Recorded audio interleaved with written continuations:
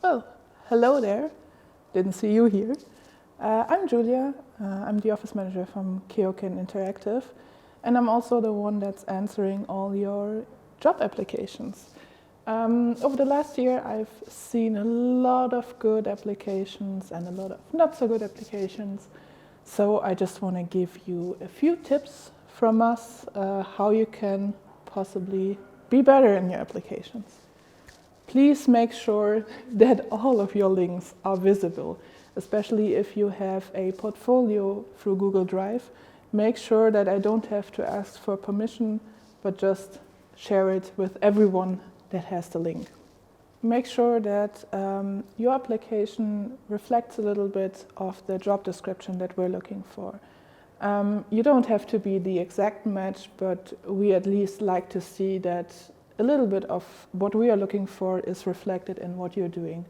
A very harsh example would be that we had great designers, really great designers or artists applying for technical or production jobs, so we're not sure how you could fit in there because we don't see it in your portfolio. Also, if we're looking for someone that does great human realistic 3D art, it's hard to extract that if we only see cartoony 2D art from you. If you send an open application just randomly, that's also fine, but please include what you're actually applying for. You don't have to be specific, but more or less say a little bit like, hey, I'm looking to go into a designer direction, hey, I'm looking to learn more about production. That would help perfectly. This reflects a little bit back to the previous point. Always read the job description, or also research a little bit about where your studio is, how they're doing remote work, especially right now. Remote work is no problem at all, but time zone differences is something that's always quite interesting. We can work with time zones, everyone can work with time zones, but it's good to state in your application, for example, if you know that you have 6 hours ahead or you're 6 hours late, how you would handle that.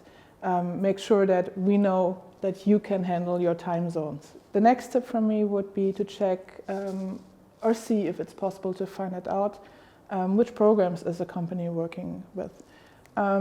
You don't have to necessarily be good in these programs, but you have to know the differences between the programs that you're working with and the programs that the company is working with. A quick example that I could think of, Unreal and Unity. It's not a problem at all if you work in Unreal or Unity and we do something differently, but we need to know that. And my biggest tip, that's not only if you apply somewhere, but also if you have an open portfolio somewhere or if you're open to work on LinkedIn, is to please put an email address somewhere, an email address that's also up to date.